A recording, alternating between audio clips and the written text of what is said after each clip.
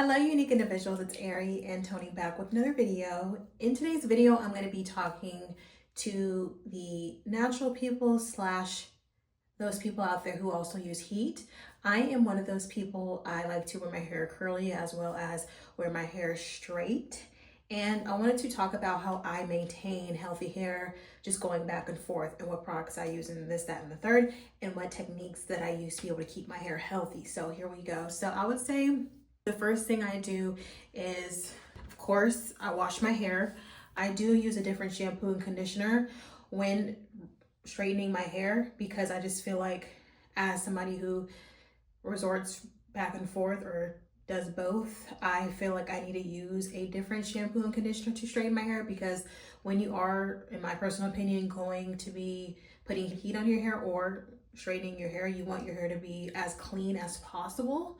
And I honestly just purchased Tresemme. I've been using Tresemme for years, and these are some bottles that I just got somewhat recently that I haven't used yet. And I've used Tresemme forever, and I just use this when I want to straighten my hair, as well as I use the heat protectant as well.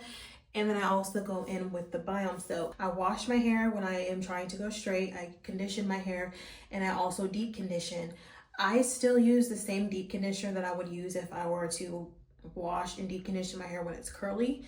And I did not always do that when I first started straightening my hair. Honestly, I was straightening my hair so horribly wrong back then, because when I used to straighten my hair way back in the day, my hair would be super dry, and I would just be focusing on just washing and conditioning and not still putting moisture back in my hair. And it might seem like you just need to dry out your hair completely and that you don't want any oil at all, but I feel like to have some type of moisture in your hair, I highly recommend that you deep condition still, even when you are trying to heat style your hair, because you don't want your hair to be completely dry.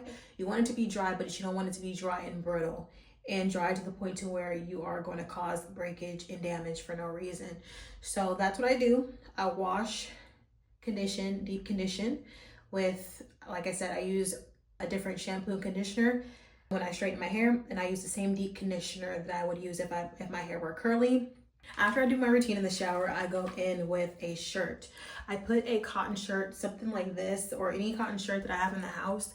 I put that on my hair, have my hair wrapped up in it a little while so my hair can get dried to a certain extent, because I don't want my hair to be super drenched when I'm blow drying out my hair. And then after maybe like an hour or two, or when I decide to be able to finish the whole routine, I go in with this. I always forget what this is called. I believe it's called the Revlon One Stop Blow Dryer. It looks like a brush. I love this blow dryer. It's the best. I feel like it gets the job done very quickly, and I have a lot of hair, so I like cutting down on the dry time when it comes to straightening my hair, because I can get it done a lot quicker. So after I blow dry my hair out, I go in with my handy dandy heat protectant, and I also go in with this Biome Soap as well. Personally, after I blow dry my hair, I use this when my hair is curly and when I'm about to blow dry my hair. And I also use, after I blow dry my hair, I also put this on, and I also, just depending on how I feel, I'll spray more of this on. You can't have too much heat protectant, and who does not like Biome Soap? I feel like a lot of people know about this. It smells super, super freaking good. I want to smell it right now because it smells amazing. Because it not only makes your hair smell really good, it makes your hair soft as well. I love this. After I put those products in my hair and things like that, I just go in with my Baby Bliss flat iron. I haven't always used a titanium flat iron. I used to just use a ceramic plated flat iron. And when you open the flat iron, and if you were to compare and contrast, and you're just like, what is the difference between a ceramic and a titanium flat iron? I would just say, if you are to purchase a titanium flat iron, you are going to get a longer use out of it compared to a ceramic.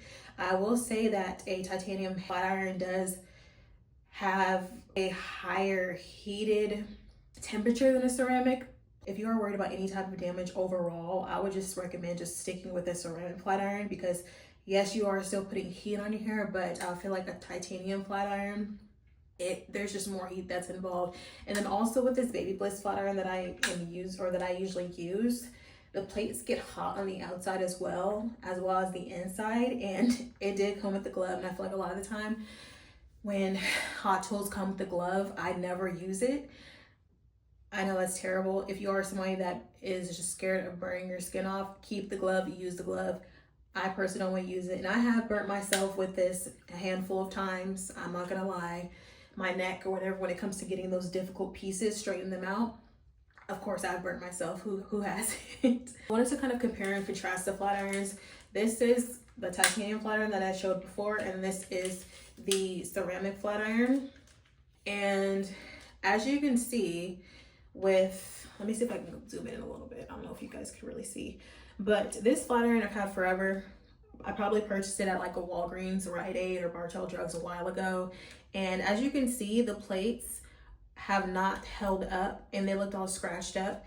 And I've had this flat iron for a little while now. I need to clean it. But as you can see, I've had this one longer, but I would just say I gravitate towards this one for the most part.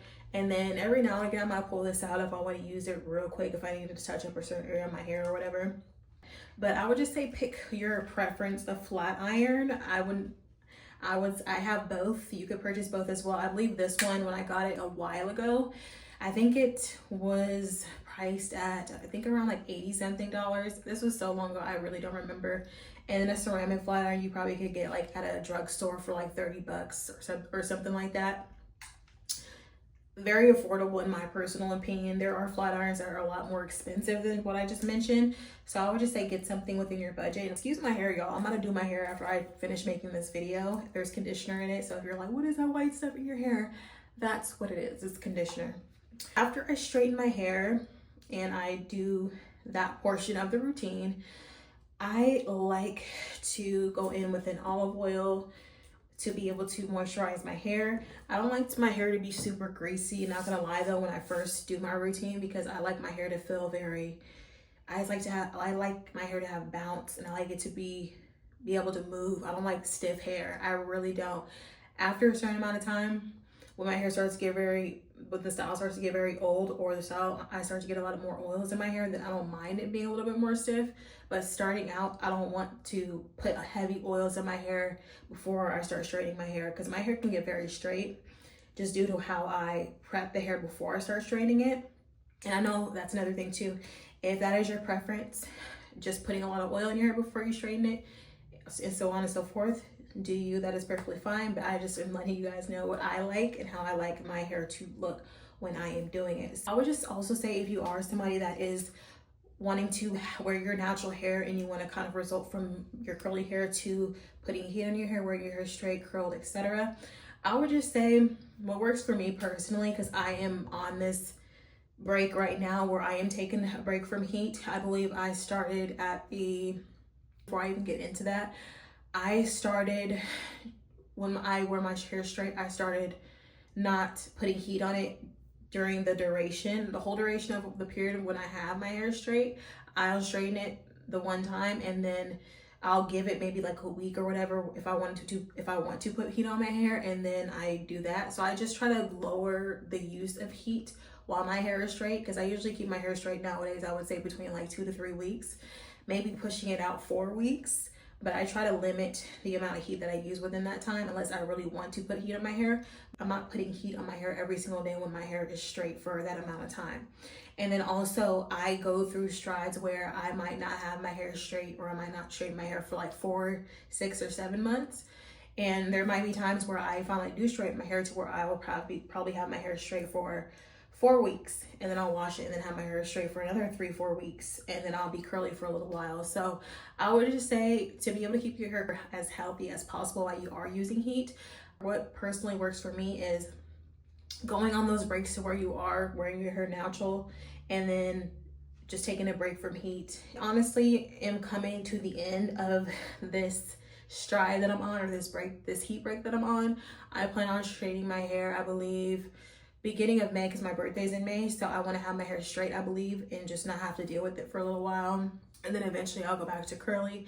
So I hope this has all helped you guys out there who are trying to be natural, as well as figure out how to navigate the healthiest way possible to keep your hair straight, or use Hot Tools. Because I know that in the natural hair community, there is this kind of toxic stigma behind being natural and just staying away from heat and not dyeing your hair. I feel like a lot of us who are natural, we are scared to do some of those things where we're just like, oh my goodness, I don't want to harm my hair, I don't want to damage my hair, I'm so scared. But I would just say life's too short. Do whatever you want with your hair. It's your hair, it's your life. But personally, I would just say, if you are also worried about the health of your hair as well, I would just say be mindful just with keeping certain things that are damaging to a minimum, as well as, you know, do your deep conditions, do your treatments, or, you know, use heat protectant, do things to be able to help your natural hair so you can avoid as much damage as you can, because you know, hair is hair, and you know, hair is our crown. I know a lot of us take that very seriously. So I hope that you guys have all learned something from this video. Please like, comment, and subscribe, and I will see you in the next one. Bye.